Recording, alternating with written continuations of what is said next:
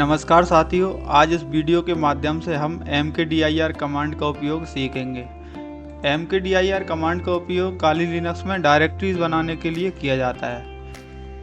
काली Linux में directories उन्हें कहा जाता है, जैसे विंडोज़ में हम फोल्डर्स बोलते हैं, उन्हें काली लिनक्स में डायरेक्टरीज कहते हैं। इसकी सहायता से हम किसी स्पेसिफिक लोकेशन पर कोई फोल्डर बना सकते हैं। इसके अलावा एक से अधिक फोल्डर भी आसानी से क्रिएट कर सकते हैं। तो सबसे पहले हम पीपीटी के माध्यम से एक एक कमांड समझेंगे, उसके बाद टर्मिनल पर इनका उपयोग कर देखेंगे। तो सबसे पहली कमांड हमारी है mkdir और फोल्डर या डायरेक्टरी का नेम।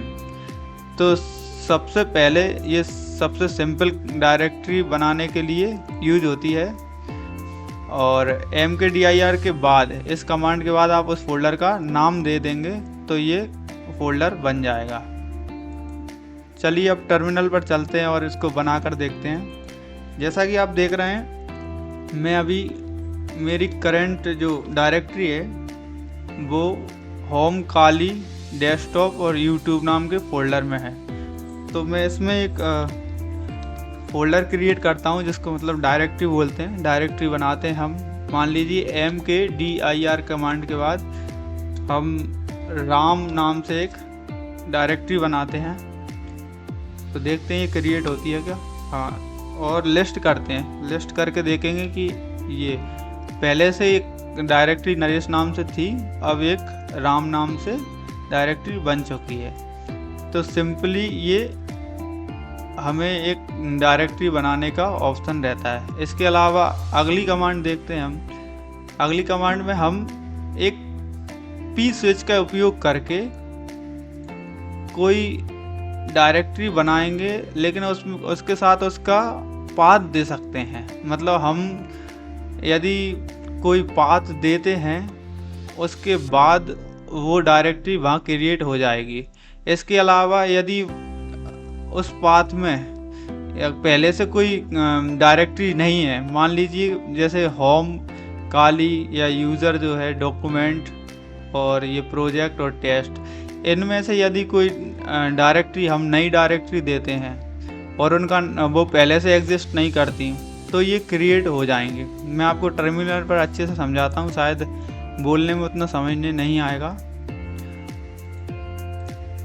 जैसे कि देखते हैं, अभी आपको हमारे नरेश और राम ये दो फोल्डर दिख रहे हैं। अब मैं mkdir कमांड के साथ पी स्विच का उपयोग करता हूँ और एक नई डायरेक्टरी बनाता हूँ। जैसे मान लीजिए श्याम, घनश्याम और राधा, रुक्मणी, ये हमने डायरेक्टरी क्रिएट की। तो अब आप देखेंगे कि ls कर देखेंगे कि कौन कौन से फोल्डर बन चुके हैं। तो देखिए आप, ये श्याम फोल्डर बन चुका है। इसके अलावा जब हम cd करेंगे, इस श्याम फोल्डर के अंदर जाएंगे तो हमें देखने को मिलता है, फिर से लिस्ट करें हम, कि घनश्याम फोल्डर भी है। इसके अलावा यदि हम इस घनश्याम वाले फोल्डर में जाते हैं, माफ़ कीजिए घनश्याम की स्पेलिंग गलत लिखी हुई है इसमें, तो घमश्याम हो गया है। तो घनश्याम वाले फोल्डर में जाते हैं और फिर देखते हैं तो राधा नाम का एक फ़ोल्डर अलग से बना है। तो इसके अलावा अब राधा फोल्डर में जाएंगे तो हमें रुक्मणी नाम का फ़ोल्डर देखने को मिलता है। तो यही उस कमांड का कहने का मतलब था कि यदि ना तो हमारे पास राम नाम का पहले से फोल्डर था, ना घनश्याम नाम का था, और ना राधा नाम का था, ना रुक्मणी, तो आप mkdir कमांड के साथ अगर पी स्विच का उपयोग करते हैं तो एक साथ कई सारे फोल्डर्स, मतलब सब डायरेक्टरीज बना सकते हैं। मेन फोल्डर तो हमारा श्याम हो गया, इसके अलावा इनकी सब डायरेक्टरी जैसे घनश्याम के अंदर एक और सब फोल्डर राधा, और राधा के अंदर एक और फोल्डर रुक्मणी है। तो अब मैं स्क्रीन क्लियर कर लेता हूँ पहले तो, और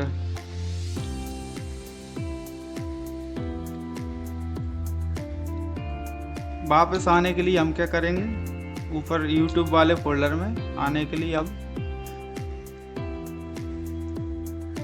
CD के साथ ही इन कमांड्स का उपयोग करते हैं। तो मैं ज़्यादा पीछे आ गया, CD और YouTube वाले फोल्डर में हमें रहना है।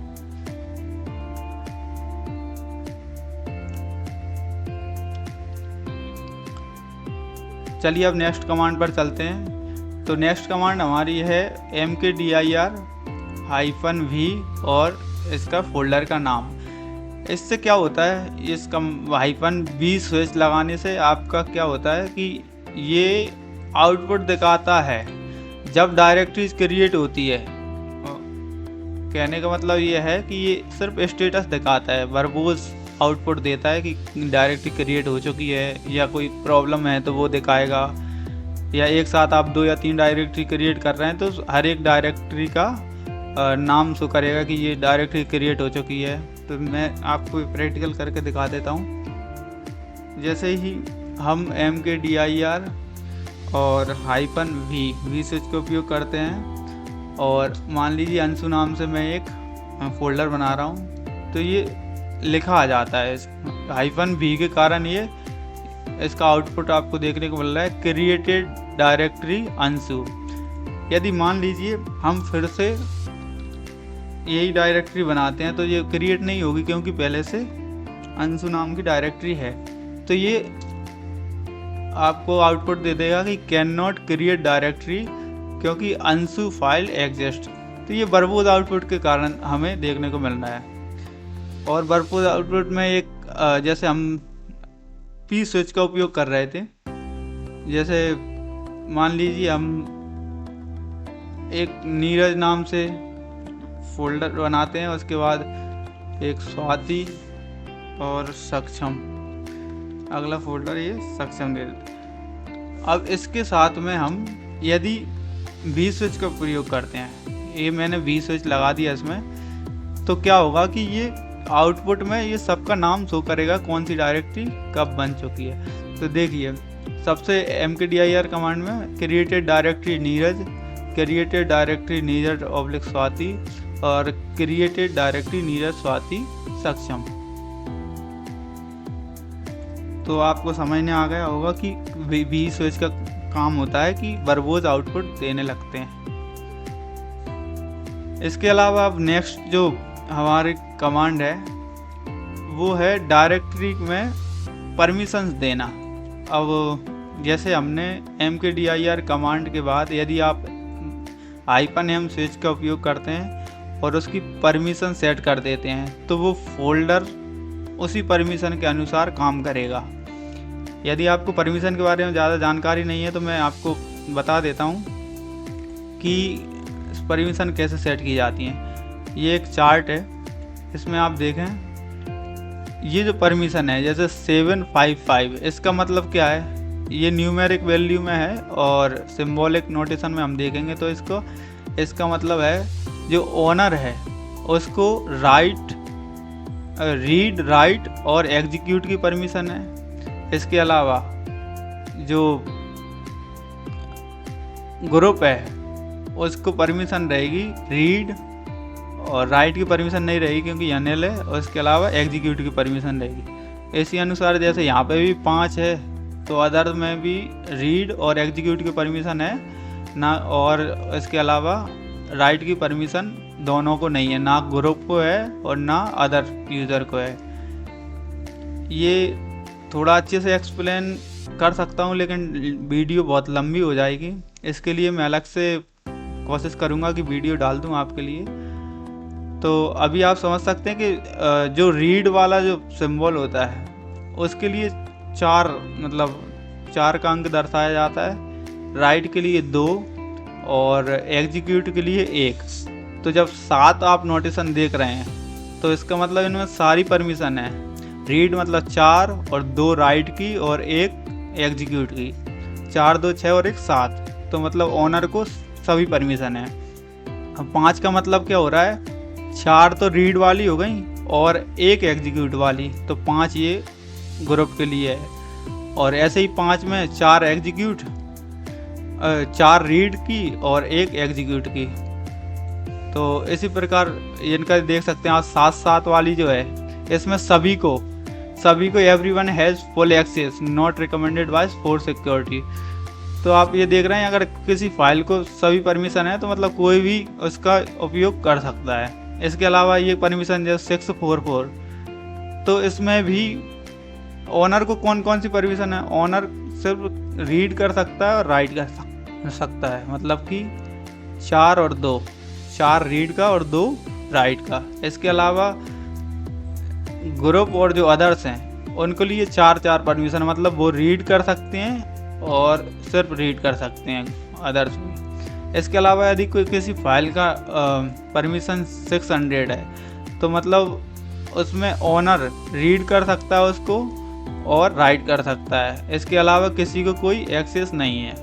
तो हम इन परमिशंस का यूज करके देखते हैं। अभी जैसे मैं कोई फोल्डर बनाता हूँ, अभी मान लीजिए मैं एक फ़ोल्डर बनाता हूँ सिक्योरिटी करके, लेकिन उसमें परमिशन सेट कर देता हूँ मैं। मान लीजिए सिक्योरिटी करके मैंने ये फ़ोल्डर बनाया जिसमें मैं 744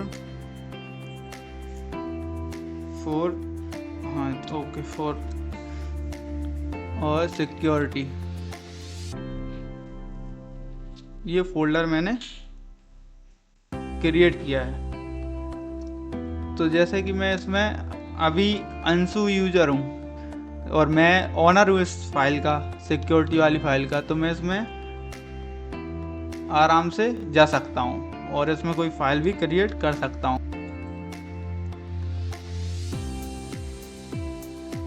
इस सिक्योरिटी वाले फोल्डर में मैं एक फ़ाइल क्रिएट करता हूँ जिसका नाम हम दे देते हैं फाइल, न्यू फाइल देते हैं नाम न्यू फाइल .txt और इसमें कुछ लिख देता हूँ, दिस इज ए सिक्योरिटी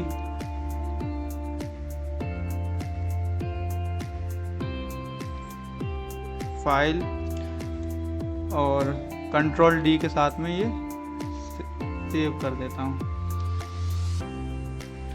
तो पहले हम कंटेंट देख लेते हैं उसमें क्या लिखा हुआ है न्यू फाइल .txt में। ओके, तो ये हमने जो अभी किस परमिशन के साथ स्टार्ट की थी फाइल, आपको ये देखने में समझ नहीं आएगा। पहले हमने अंशु के लिए, तो ये फाइल आप देख पा रहे हैं कि हम इसको ओपन कर सकते हैं अंशु वाले यूज़र से। अब मान लीजिए मैं एक नए यूज़र स्विच यूज़र राम से करता हूँ, राम जो यूज़र है इससे फाइल ओपन करने की कोशिश करता हूँ। तो मुझे पहले पासवर्ड देना होगा राम का। ठीक है, जैसा कि आप देख रहे हैं, आप टर्मिनल पर राम यूज़र वाली यूज़र ओपन हो चुका है। अब इससे हम देखते हैं कौन कौन सी फ़ोल्डर हम ओपन कर सकते हैं। जैसे कि ये अंशु वाला फ़ोल्डर है, इसमें हम जाके देखते हैं तो ये आप आसानी से खोल पा रहे हैं ये अंशु वाला फ़ोल्डर। ऐसे ही एक नीरज जो नरेश वाला फ़ोल्डर है, इसको भी आप खोल सकते हैं। इसमें आप देखें दीक्षा नाम का फ़ोल्डर है।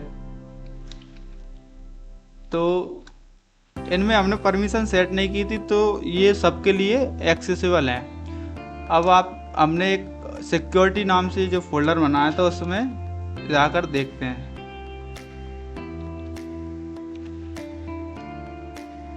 तो आप जैसा कि देख रहे हैं कि इसको परमिशन डिनाइड का मैसेज आया है।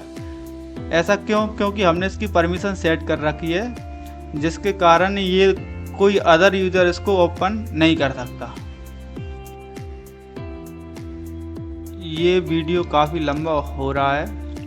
अब बस हमारे पास एक लास्ट कमांड जो बची है उसको हम देखते हैं कि अगर आपको एक साथ कई सारे फ़ोल्डर्स बनाने हैं, पहले जो फ़ोल्डर्स आपने देखे वो हम इसमें सब फ़ोल्डर्स बनाए। जैसे नरेश के अंदर हमने दीक्षा अंशु करके फ़ोल्डर बनाए, नीरज में स्वाति और सक्षम करके जो फ़ोल्डर बनाए हैं। लेकिन यदि हमें एक साथ, जैसे यूट्यूब वाला जो फ़ोल्डर है, यूट्यूब वाले डायरेक्टरी में यदि हम 4-5 फ़ोल्डर क्रिएट करना चाहते हैं, एक साथ, तो कैसे करेंगे। तो उसके लिए mkdir कमांड लिखना है, उसके बाद फोल्डर्स के नाम दे देना है, जैसे फोल्डर 01, फोल्डर 02, जितने आप नाम दे देंगे उतने फोल्डर बन जाएंगे।